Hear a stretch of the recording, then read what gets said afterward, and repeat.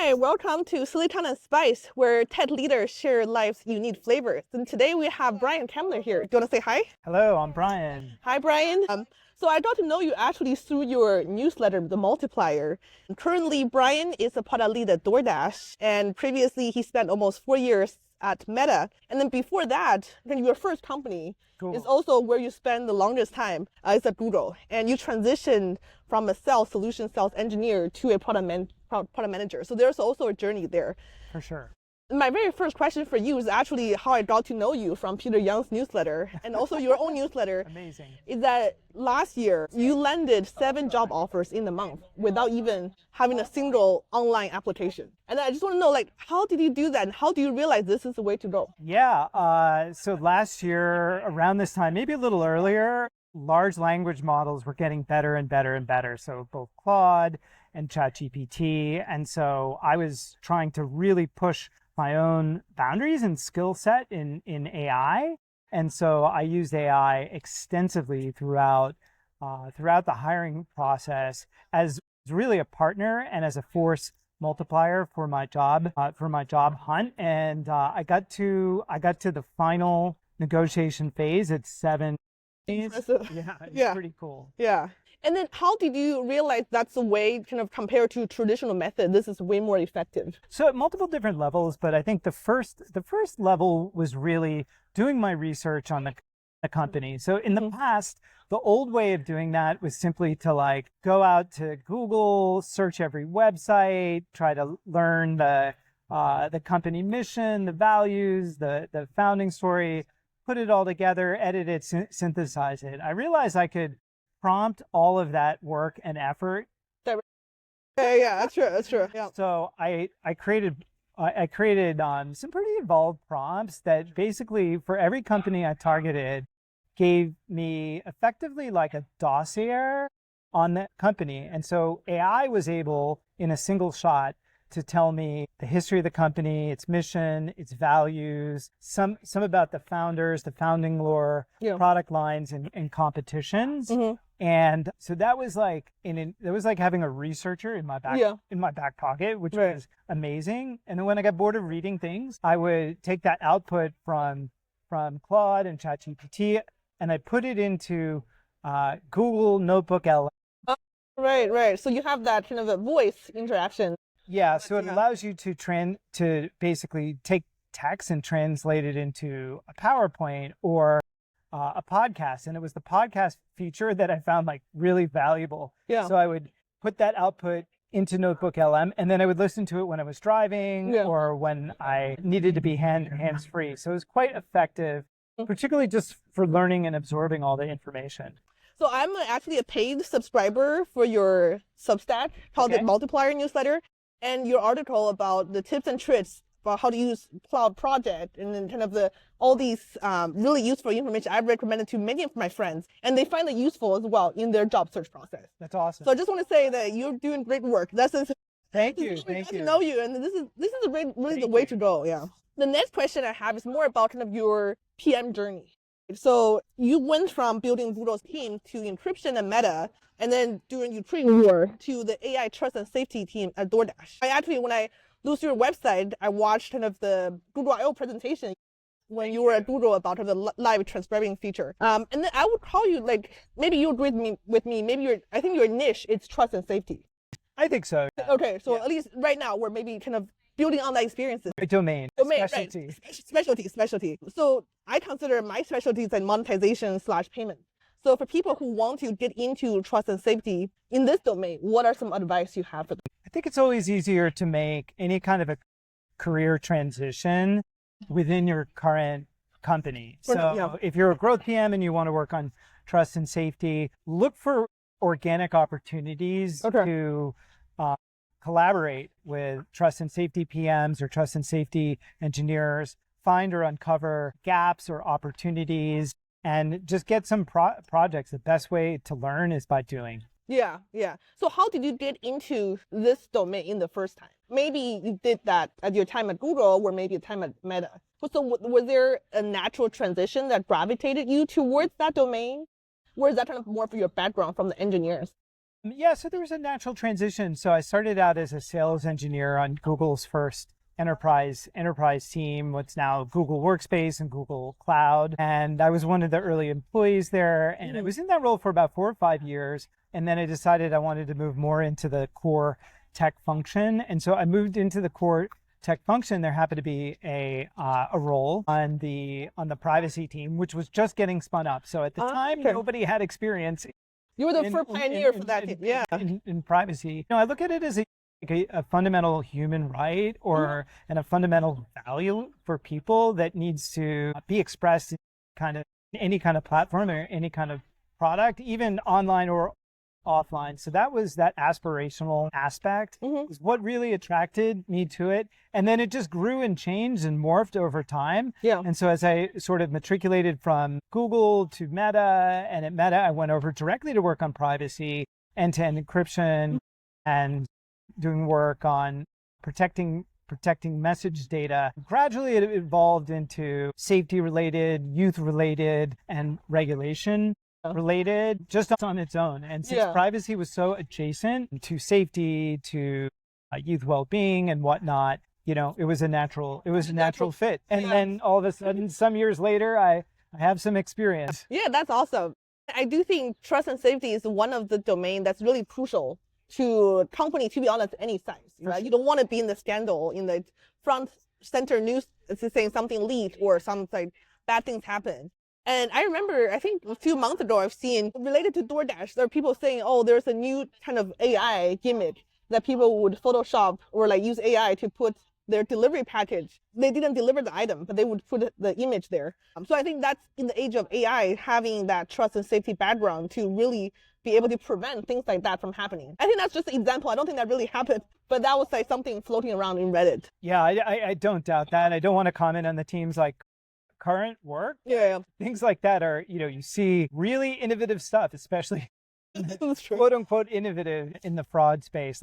People will do all sorts of things to get Right, yeah. I mean, I consider payments is also a similar area. It's bread and butter, right? You want to do it well. That protects your business, right, from all kinds of things. The next question I have is kind of more of the hot debate of vibe coding. A lot of PMs, myself and probably yourself included, we're getting into hey, how do we do cloud code? How do we do this and that, leveraging the latest AI technology? But then I'm curious, kind of your take on product managers, shipping codes or getting code reviews, building prototypes versus traditional engineering. Because some companies, they even add vibe coding interview for their AI product sense. So I'm curious about your take on that. Yeah, so bias disclosed. I'm really into vibe coding. I love it. But I'll kind of break it down in two vectors. So one, there's a really new, powerful, exciting capability that's all at the tip of our fingers. And I think everybody is genuinely excited about it and curious about it, which is why they're getting into it. On the flip side, I think we're all, as a society, somewhat scared, hey, is AI gonna replace me? And so I think that's driving a lot of the push. What I love about vibe coding is the fact that as soon as I have an idea, I can test that idea live, even if it's only on a local web page on my laptop, or I've actually pushed it a lot further. I've been able to deploy apps to the Apple Store, which is kind of crazy. I don't think I would have been able to have said that a year and a half ago. Yeah. And so that's very powerful and very cool, and it gives us an opportunity to collapse the feedback cycle, get away maybe from writing docs, and put prototypes in front of test or validate or invalidate hypotheses. I don't think it replaces engineering and design, and I don't think it replaces PM. Yeah, no, that's true. I think there are different levels, I guess, vibe coding. Also, I agree with you, pushing apps or doing your personal projects, personal websites. I think to get familiar on how these AI tools work, this is great. But I feel like if PMs are proud of shipping codes in production, sometimes, I don't know, I have mixed feelings about that. Right? I think it's good to tip your toes, but you also should protect your energy and time to do things that will help the team move forward in a better direction versus let me ship code so the engineers can do other things. You know what I mean? Understood. Yeah. Yeah. I mean, I think there's doing it on your free time, which Right. is like a lot of what I have done to kind of push the bounds, to teach myself, to learn and educate. And then there's introducing it into the workplace. And introducing it into the workplace, depending on the tool that you're using today, it may or may not be ready. I wouldn't start jumping the priority queue and, pushing out code out of my engineers. That's not gonna be received very well. But as these tools mature, I think it's going to like merge or change the way that the traditional trifecta of product and design collaborates. That's true.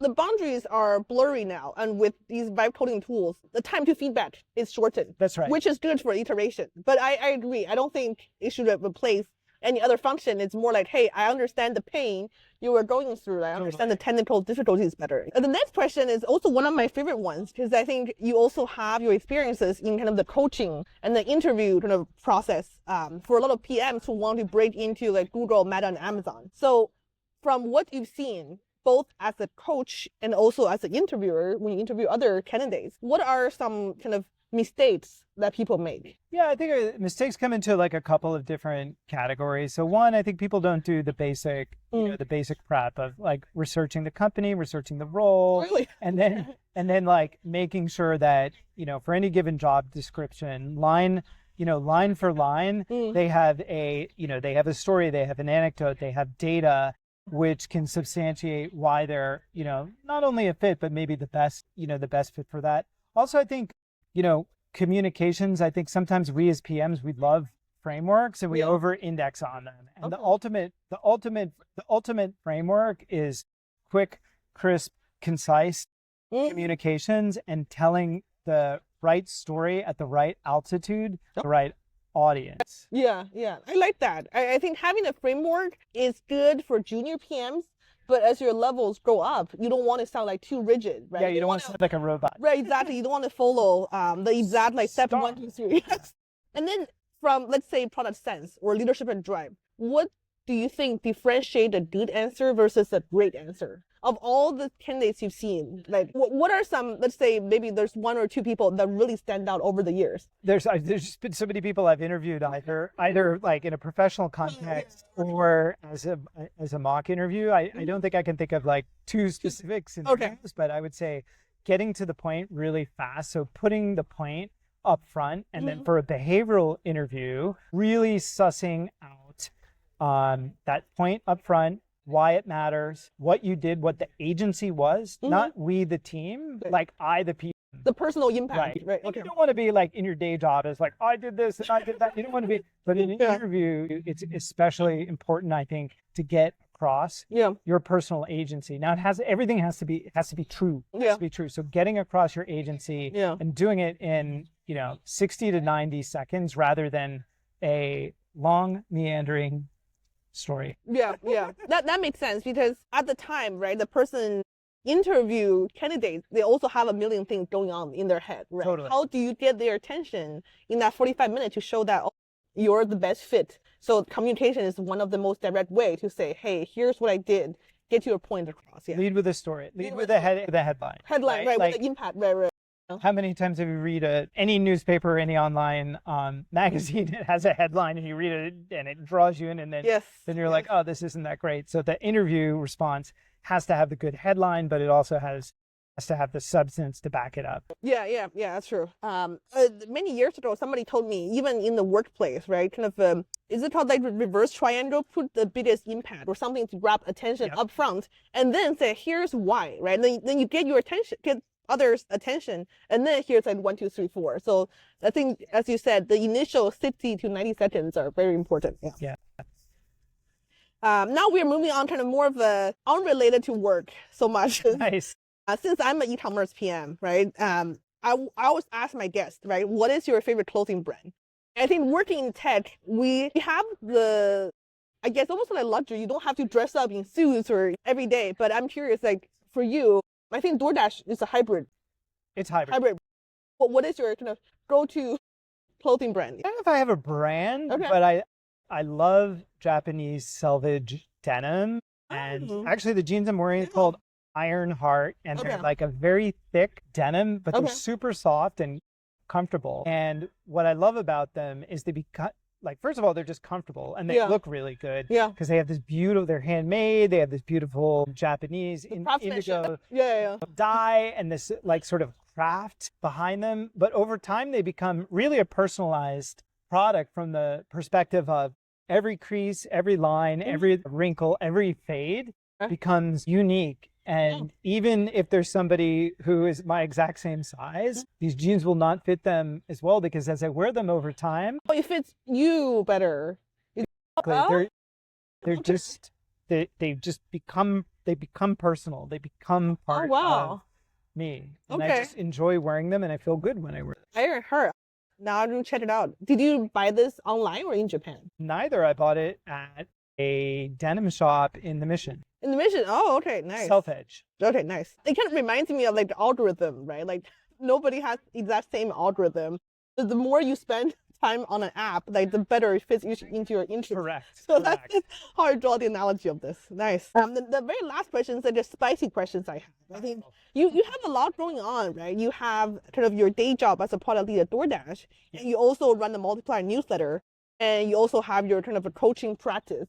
So what made you decide go from being a PM, then you want to be a content creator and educator, and then what's your takeaway to build an audience? Yeah, so great question. So I think in terms of I have a small following, so I'm not quite sure I'm in the influencer league of content creation yet, but I love writing. I love sharing what I learn and supporting particularly other product managers, just people in general with their careers. Yeah. And I think anything that I've gone through that's been difficult, hard fought and hard won is something I can share and contribute with people. And then in terms of basically balancing my time, I go through creative spurts where I write more for my newsletter, and where I write less. And since joining my latest company, DoorDash, I've only been doing a very limited amount of paid coaching. I do a little bit more like free coaching, either people at DoorDash or who are looking to transition or people I know from my network and so forth. I just like helping other people out. No, that's pretty cool. Yeah, and I think, as you said, right, like helping other people, making sure kind of that they get to the destination they want to go. It's a very fulfilling process. Totally. Right. And then, as you mentioned, the writing is your creative outlet. One thing I also noticed, I think all the great PMs I have worked with or somebody I've respected, they are all great writers, like communicators. I think these are just like common traits between people who are really good, that they're outstanding and they have like as you said, they're crisp, concise point of view, right? And they can communicate across in the workplace as well. So that's something I'm still working on.